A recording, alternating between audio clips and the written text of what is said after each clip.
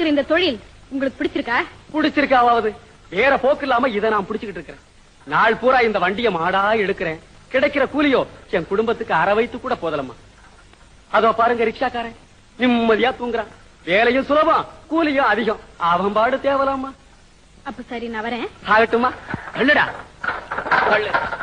ஏன்பா, இந்த ரிக்ஷா தொழில் பத்தி நீ என்ன நினைக்கிற? உனக்கு பிடிச்சிருக்கா? பிடிச்சிருக்காவா?